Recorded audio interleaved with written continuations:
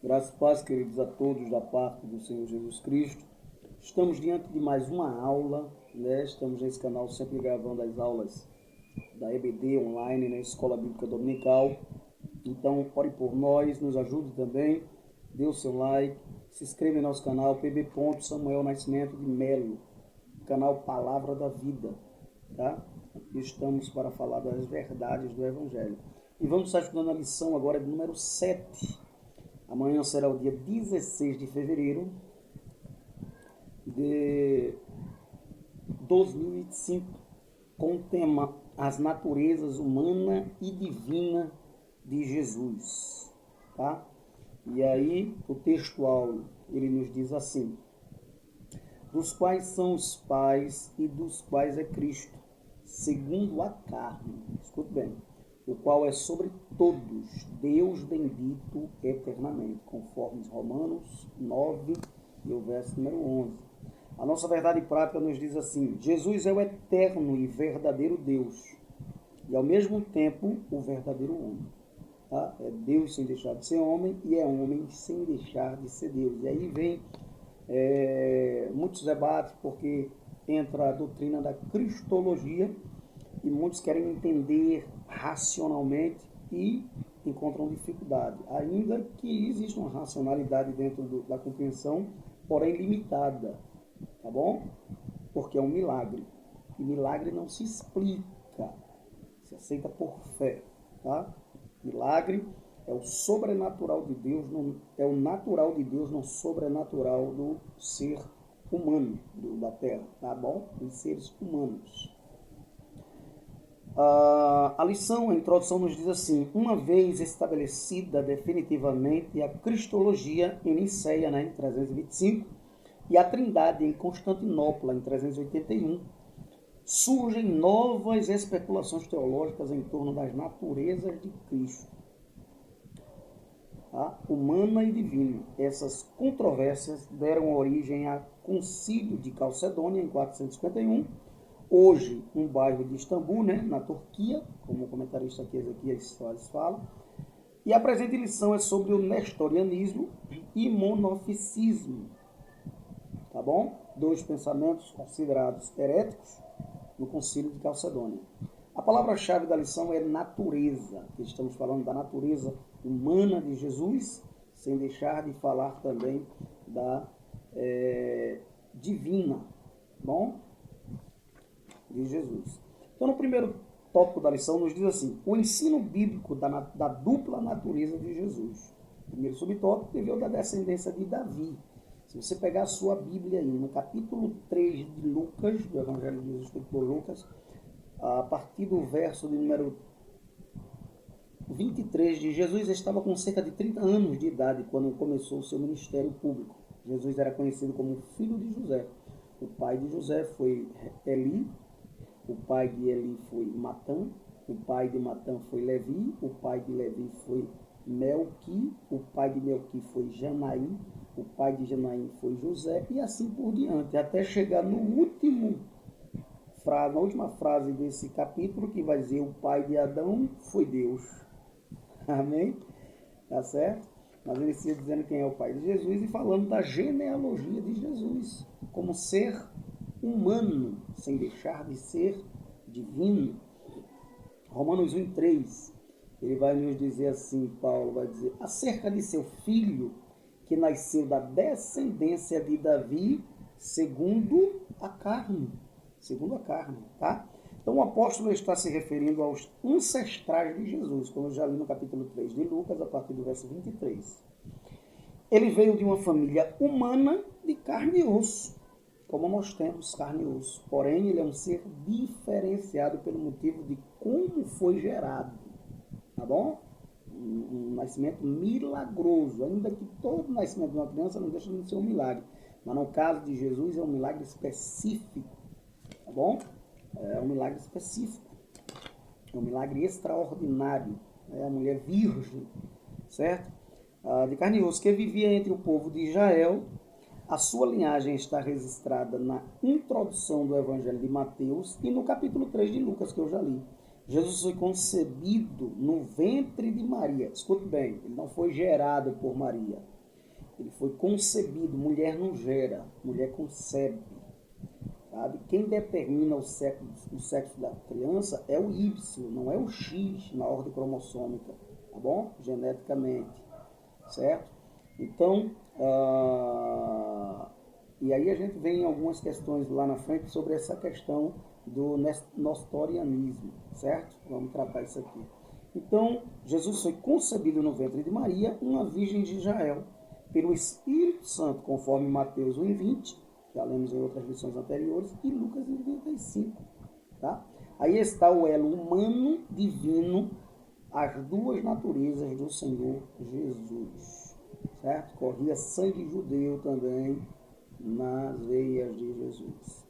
Segundo subtópico, declarado Filho de Deus em poder.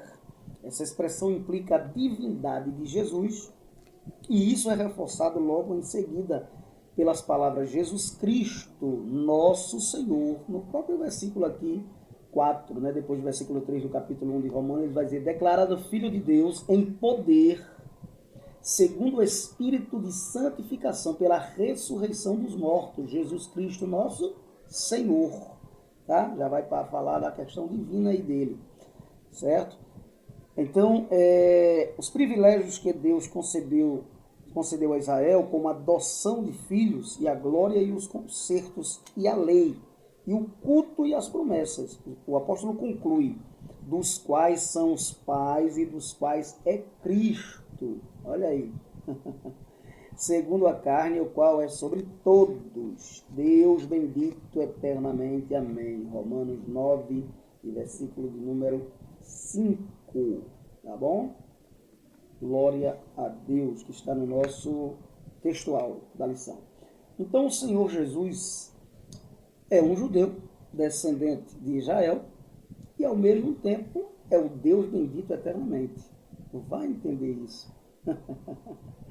É um milagre, né? Então, o terceiro subtópico do primeiro ponto. O antigo hino cristológico, né? Filipenses 2, 5 e 6. É um hino cristológico aqui. Algumas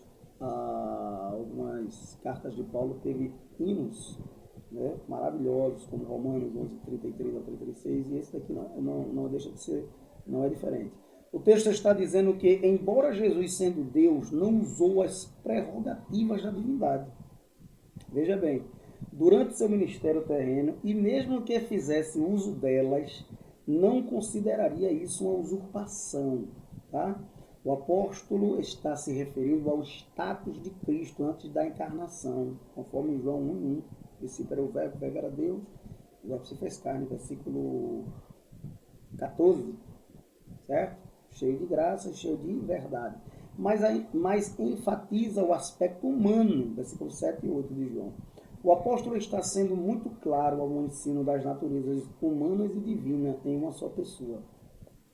Essa passagem é parte de um provável hino que os primeiros cristãos cantavam nos cultos, e o apóstolo Paulo a inseriu nessa epístola aos Filipenses. O termo grego morfé, ou forma, usado pelo apóstolo Paulo, sendo em forma de Deus, morfologicamente forma de Deus, indica essência imutável. Portanto, ele jamais deixou de ser Deus. Tá? Ele veio como homem sem deixar de ser Deus, voltou para o céu como Deus sem deixar de ser homem, carne e osso, agora já um corpo glorificado, obviamente. Segundo tópico da nossa lição, as heresias contra o ensino bíblico da dupla natureza de Jesus. E aí onde é que entra a questão do nestorianismo, a questão do monofisismo e a questão do kenoticismo, certo? Cada um pensa de um jeito. Por exemplo, o nestorianismo, ele separa as duas naturezas de Cristo. O monofisismo, ele mistura as duas naturezas de Cristo, né? Conforme Eutico. E o kenoticismo, ele esvaziou a natureza divina. Foi ficando mais problemático a situação. Veja bem, quem foi Nestório? Segundo a história, se você for lá no Google, se você for pesquisar no livro de História do Cristianismo, ele foi um bispo de Constantinopla, entre 428 a 431. Nestório, ele discordava do título dado a Maria, defendido por Cirilo de Alexandria, que já era contra a ideia contra a corrente teológica de Nestório, em 376 a 444, porque ele dava o termo de Maria, mãe de Deus. Foi daí que surgiu, depois a igreja romanista pegou esse título e hoje até hoje usa. Foi até escrito um livro por um padre muito conhecido de vocês, como o nome Maria, mãe de Deus, que foi até bem polêmico na época. Agora já faz um bom tempo, as pessoas nem lembram mais, mas na época foi muito vendida, aquela coisa toda. Quando é uma grande heresia, a gente vai ver aqui através dessa lição. Em grego, para se ter esse termo mãe de Deus, era Theotokos, tá? Que literalmente significa portadora de Deus. Como é que pode, minha gente, uma mulher ser portadora de Deus? Não tem como, né? Tá? Deus é eterno. No princípio era o verbo já estava com Deus, o verbo já era Deus, ele nunca deixou de ser Deus. Tá? Então ele surgiu literalmente portadora de Deus. Ele sugeriu receptora de Deus. Ou Cristótocos, que já é diferente, que é mãe de Cristo, do ungido, aí é diferente. Sim, Maria é mãe de Jesus humano, a gente vai ver em Mateus 2:11, não temos nenhuma dúvida. Maria não é mãe de Deus. Até mesmo porque se a gente for fazer isso aí, a gente vai dar vamos distorcer a trindade, que a pessoa de Deus é uma, a pessoa do Filho e a pessoa do Espírito Santo, certo? Então, é diferente as pessoas, ela não é mãe de Deus, é mãe de Jesus, tá bom? O Filho de Deus, Jesus ser humano, conforme Mateus 2:11, 13, 14, 20 e 21, e não mãe de Deus, como já disse, visto que Deus é eterno. Outra coisa, lembrando que quem gerou foi o Espírito Santo, que atuou no ventre de Maria e gerou. E quem determina biologicamente, segundo a ordem cromossômica, o sexo da criança é o Y e não o X, que não é portado pela mulher. A mulher só porta o X e o X. É portadora de X e X. O homem é do Y e X. Macho é X e Y. Fêmea é X e X. E quem determina esse sexo é o homem. E é interessante que, apesar do Espírito Santo não ser homem, mas ele foi quem gerou. Maria concebeu. Por isso que é a concepção virginal de Maria. Tá bom? Então já muda tudo aí. E não mãe de Deus, tá? Visto que Deus é eterno, conforme Salmo 90, versículo 2, 93 e 2, Isaías 40, 28. Então a expressão adotada por Cirilo era uma contradição em si mesma. Por quê? Ele sugeriu a ideia de Maria, mãe de Deus, tá bom? E não é, biblicamente não é, tá? A expressão adotada por Cirilo era uma contradição em si mesma. Embora a posição de Nestório fosse bíblica, e teológica, não é isso? Teologicamente correta, a popularidade do termo mãe de Deus de Cirilo impediu o êxito do termo e da explicação de Nestório. Aí com isso que aconteceu, a preocupação dele, de Nestório, era menos com a mariolatria, também que não existia, a mariolatria veio depois, a ideia da adoração a Maria veio depois disso. A mais com as ideias ele tinha preocupação mais com as ideias do arianismo, que era essa coisa de querer diminuir Jesus de Deus, de mudar, fazer a diferença de um Deus e outro Deus menor, tá? De natureza diferente. Então, segundo subtópico do segundo ponto, nestorianismo. Nestório, ele defendia a formulação dos pais nicenos. E qual era? A divindade de Cristo e a humanidade defendida, tá bom? Todos eles acreditavam na divindade de Cristo, agora eles tinham complexidade em entender como é que se poderia duas naturezas estar numa pessoa só. Tá? Então, o que aconteceu? Nestório, ele defendia a questão do credo niceno, de Constantinopolitano, em 381. Segundo o pensamento nestoriano, as duas naturezas de Cristo, a humana e a divina, eram duas pessoas. Não pode, porque Jesus teria dupla personalidade. Seria uma pessoa de dupla personalidade. Jesus não era assim. Tá? Ele era de duas naturezas, mas de apenas uma personalidade. Ele é o Filho na Trindade. Lembra disso? A pessoa do Filho. Ele não é a pessoa do Pai, do Filho e do Espírito Santo. Ele é a pessoa do Filho. Então, a humana e a divina eram duas pessoas. Essa foi a acusação contra ele. A ilustração nestoriana era a comparação de marido e mulher serem uma só carne. Já muda, porque na ideia de marido ser uma só carne, marido e mulher, a gente que ensina sobre o casamento, né, sobre essa questão de casamento, a gente vai dizer que existe um termo chamado que é uma união monossomática, duas almas, né, quando se casam em um só corpo, porém são duas pessoas diferentes, de personalidades diferentes, tá? De naturezas diferentes. A ilustração nestoriana, né, ela cabe nessa situação. Então, essa alegada afirmação nestoriana foi considerada heresia pelo Concílio de Éfeso, em 431, certo?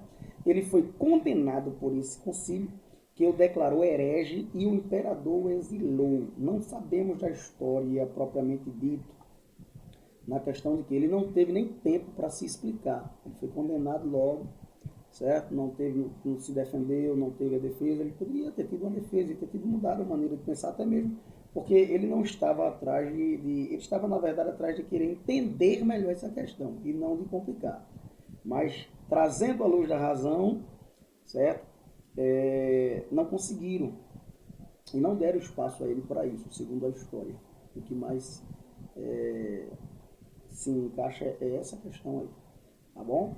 Então não deram espaço para ele. A ideia dele não era de criar uma heresia, porém foi criado e não teve defesa. Tá?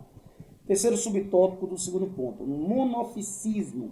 O termo vem de duas palavras gregas, monos, que quer dizer único, e piscis, que quer dizer natureza, única natureza, né? Então, seu principal expoente foi Eutico, né? Um homem chamado Eutico, também conhecido como Eutique, e essa doutrina afirma que as duas naturezas de Cristo são fundidas em uma só natureza amalgamada.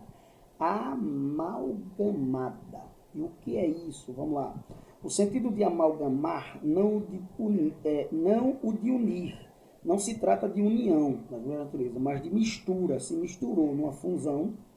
Assim seria uma só natureza híbrida. Aí vem um grande problema. Ele não era nem totalmente Deus. Olha aí a heresia braba aí agora. Nem era totalmente homem. Parte era Deus, parte era homem. Se fosse para dar uma definição aqui, digamos que ele era 50% homem, 50% Deus. Como algumas pessoas pensam erradamente. Então, essa doutrina foi condenada também no Concílio de Calcedônia em 451, porque Jesus é verdadeiro homem sem deixar de ser Deus, e é verdadeiro Deus sem deixar de ser homem. Escuta mais. Aí vem uma ilustração, né? O bronze é uma liga de cobre e estanho, né? De modo que nem é cobre nem é estanho, mas outro metal. Quanto à cor verde, é uma mistura das cores azul e amarela. Assim como o bronze não é cobre nem estanho, e o verde não é azul e nem amarelo, da mesma forma eles acreditavam assim. De acordo com Eutico, as naturezas de Cristo não são divinas nem humanas. Certo? É uma mistura amalgamada, certo? Então, heresia total, certo? Letra B, resposta bíblica. Segundo a Bíblia, o Senhor Jesus é perfeito quanto à divindade e perfeito quanto à humanidade, conforme Romanos 9:5, Filipenses 2:5 ao 11, tá? Mesmo sendo em forma de Deus, não usurpou de ser igual a Deus. Quarto subtópico do segundo ponto, o Concílio de Calcedônia. Veja bem, essa formulação teológica, né? Ela fala das duas naturezas de Cristo em uma só pessoa. E aí já muda o contexto. Veja bem, as propriedades de cada natureza permanecem intactas, concorrendo para formar uma só pessoa e subsistência, certo? Não dividido ou separado em duas pessoas, mas uma só e mesmo Filho unigênito. Deus Verbo, Jesus Cristo Senhor. A encarnação do Verbo não é uma conversão, certo? Ou transmutação de Deus em homem, e nem de homem em Deus. A distinção é precisa entre natureza e pessoa, diz o documento. A união dessas duas naturezas é permanente como resultado da encarnação. O documento é uma interpretação precisa das Escrituras, conforme Isaías 9:5, certo? E João 10, 30 ao 37, certo? Vamos lá, queridos. Terceiro tópico da nossa lição. Ele nos fala sobre o perigo dessas heresias na atualidade. Qual é o perigo dessas heresias na atualidade? Vamos lá. Os monoficistas, todo ismo, né? Um segmento, como eu já falei para os irmãos, quando a doutrina monofisista foi rejeitada juntamente com o nestorianismo, houve reação Jacob-Baradeus, em 500 a 578. Aí um monge, né, sírio, liderou o grupo monoficista e preservou a tradição sírio-monoficista, conhecida como tradição jacobita. Ele e seus seguidores rejeitaram a decisão do Concílio de Calcedônia, certo? Que era, Jesus tinha duas naturezas, humana e divina, sendo uma só pessoa. Quem são eles hoje? São a Igreja Ortodoxa Cóptica, Armênia, Abissínia e Jacobistas, tá? E é importante a gente conhecer a cristologia bem dessas tradições, certo? E saber como responder seus questionamentos. E, sobretudo, conservar a fé no Senhor Jesus, o Deus que se fez homem, o Emanuel, Deus conosco, Deus entre os homens, o Deus que se manifestou em carne, certo? Não reencarnou, ele encarnou, o verbo encarnar, certo? Encarnado. O verbo se fez carne. Aí vem uma outra corrente, outro segmento, que é o kenoticismo. Significa que Jesus esvaziou a natureza divina totalmente. E aí vem um grande erro da interpretação de Filipenses 2:7. Ele usa do verbo grego kenon, que significa esvaziar, né? Se despir da glória toda, esvaziar de toda a glória. A doutrina kenótica afirma que Jesus, enquanto esteve na terra, esvaziou a si mesmo dos atributos divinos. Veja bem, são duas linhas principais. O verbo possuía os atributos divinos, mas escolheu não usar. E as prerrogativas da deidade foram usadas. Tá bom? Mas na submissão do Pai e na direção do Espírito Santo, entendemos que sem atributos divinos, Jesus é menos que Deus. Ele teria que ter atributo divino para ser Deus. Tá bom? Ainda que ele não usasse todos esses atributos, mas em algum momento foi usado, sim. E a gente aprende nessa lição aqui bastante com isso. Até um bom tempo atrás eu entendia que tudo que ele fez foi por obra e graça do Espírito Santo. Mas é interessante a gente ver essa lição para poder entender melhor essa questão teológica, que é bem profunda. O kenosis, né? É o esvaziamento de Cristo. Isso foi uma condição para o seu messiado. E por isso ele abriu mão de sua glória celeste. Ele não estava só como glória celeste. Então agora ele tem o poder, mas ele agora está como homem. Certo?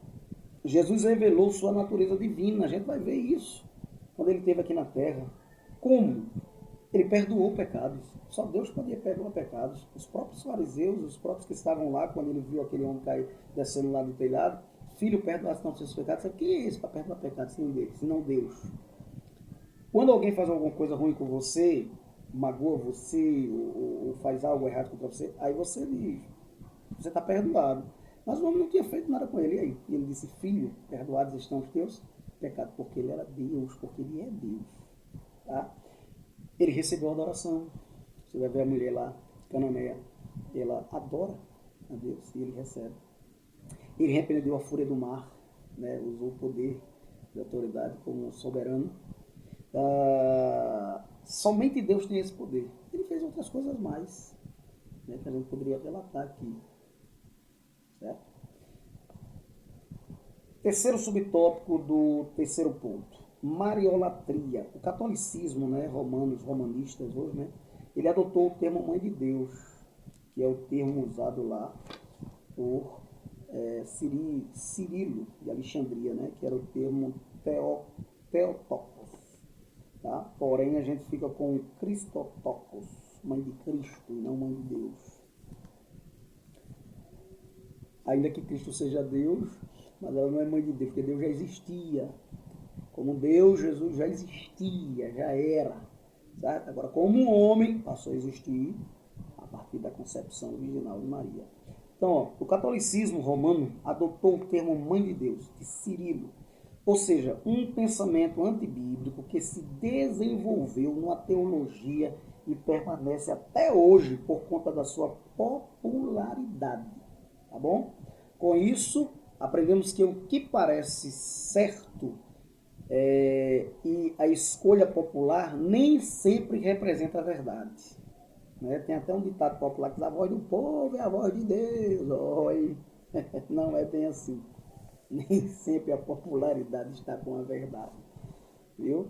Então, as heresias a respeito da dupla natureza de Jesus trazem implicações para a conservação de nossa fé, certo? Em Cristo e a sua perfeita revelação. Concluímos que, é bom a gente lembrar isso aí, nestorianismo, ele separa as duas naturezas, como se fossem duas pessoas. Morficismo, ele mistura as duas naturezas e depois coloca a ideia como se fosse 50% um, 50%, nem é divino, nem é humano, nem é humano, nem é divino, nem é totalmente humano, nem é totalmente divino. E o gnosticismo, que esvaziou, ou como se fosse Deus, Jesus se esvazia de Deus totalmente a ponto de ser só homem. Então agora ele não é Deus, só é homem. Certo? E não foi bem assim. E não é bem assim. A Bíblia não ensina assim. A gente vai ver ele usando atributos divinos, certo? Mesmo ele estando como homem.